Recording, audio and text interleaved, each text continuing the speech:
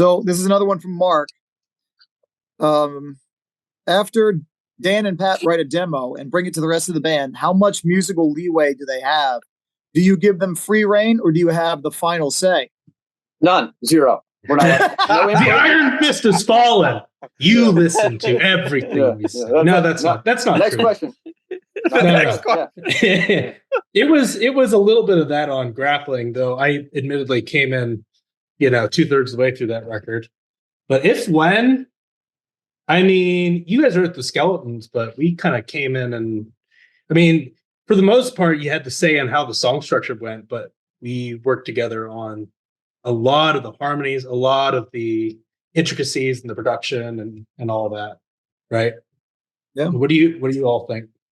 I mean, I tend to think, that we're like, complete dictators. Like fucking fascist bastards. but we but definitely I don't think we definitely used to be. We definitely used to be. Yeah, it's I feel, especially with our last trip to the studio, it's less than ever. Yeah. Are we like kind of whatever you call that, like kind of stopping and zooming in on the content. Yeah. And making adjustments. Some of that might be the nature of this record too. Like, so there's the synth half and then the half where we get to rock. We're really like rocking, you know what I mean? Yeah. And it lends itself to just kind of feeling it.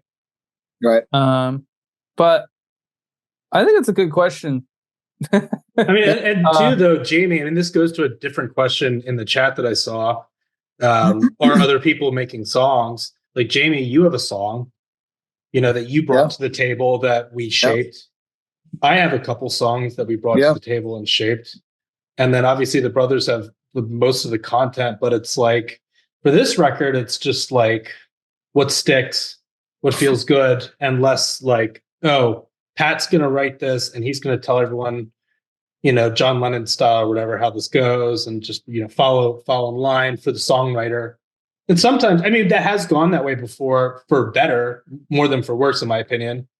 Especially when the song like Sinking Ship, it was just, well, Dan wrote this, follow the leader on this.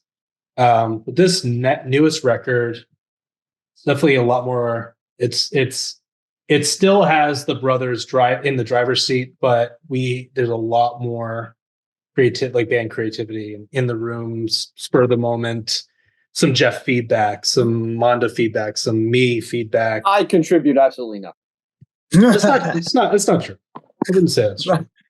Why'd you do that and then just turn your fucking camera off? I know.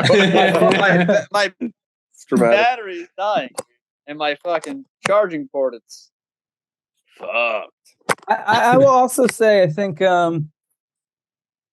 related to that question is very nice, Dan. Nice nostrils.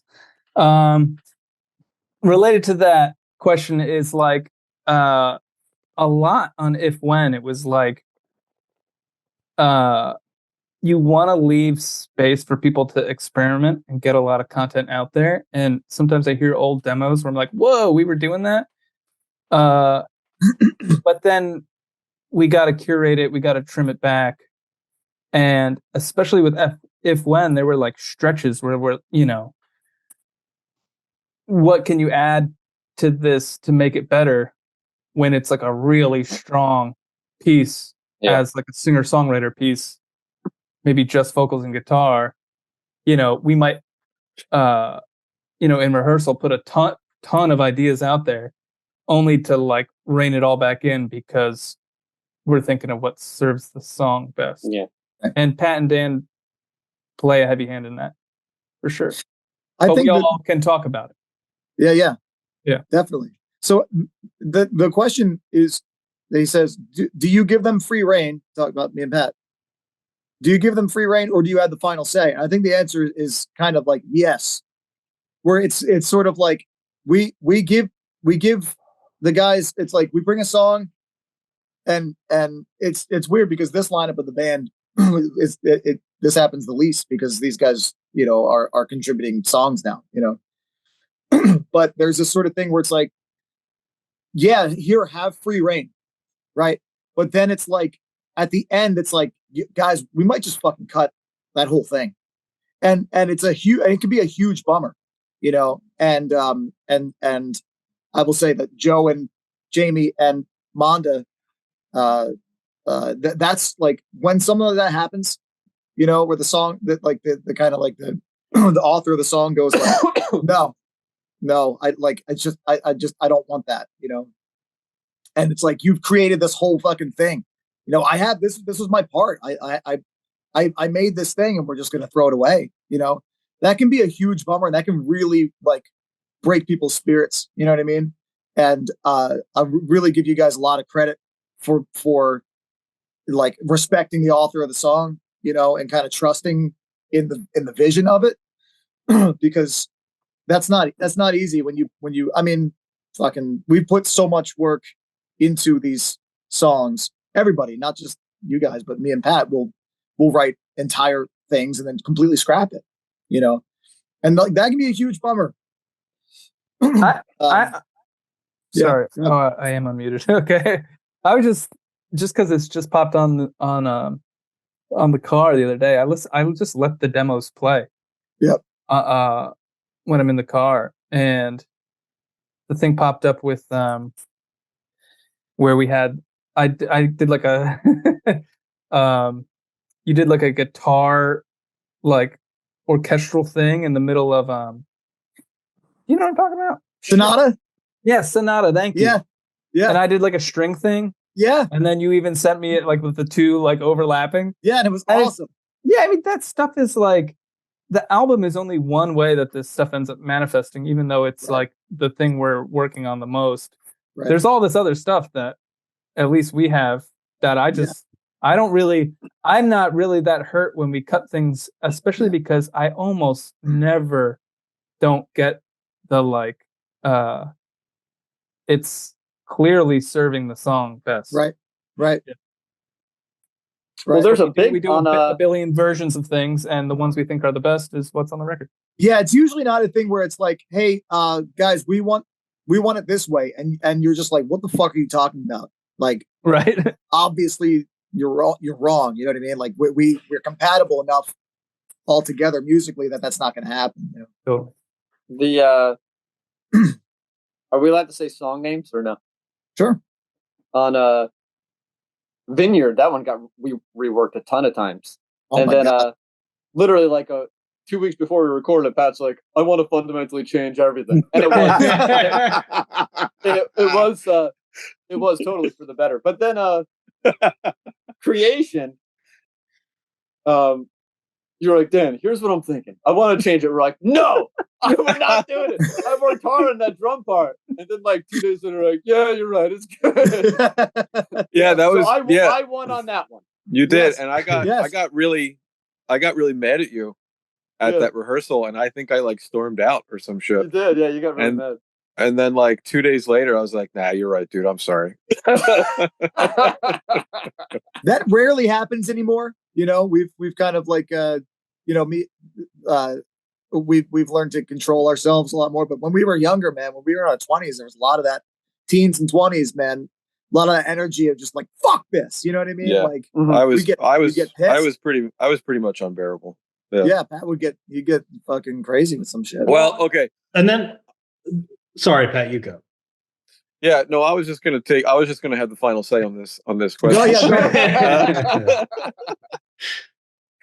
well, I'll just say this: the Tea Club was always intended to be a collaborative thing. Like, I didn't want it to be a solo album, a solo thing, or even just like a me and Dan thing. Like, I wanted to have a band. You know, I thought like a band is so cool when you just have a band. You know. But we just had a lot of trouble in the early years holding on to keeping a band together. It's actually really hard to keep a band together, you know, for lots and lots and lots of reasons.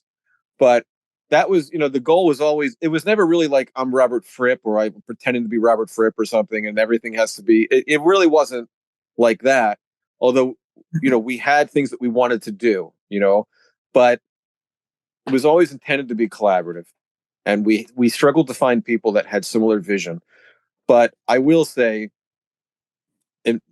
for me, as we're with this line, like this is the lineup of the T Club.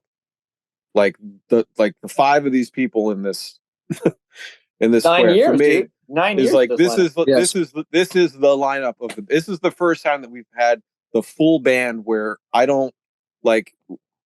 This is the band. You know, like we have gelled together. Like all those things you hear, those like kind of corny things that you hear about bands, about chemistry and things like that, and you're like, what does it mean?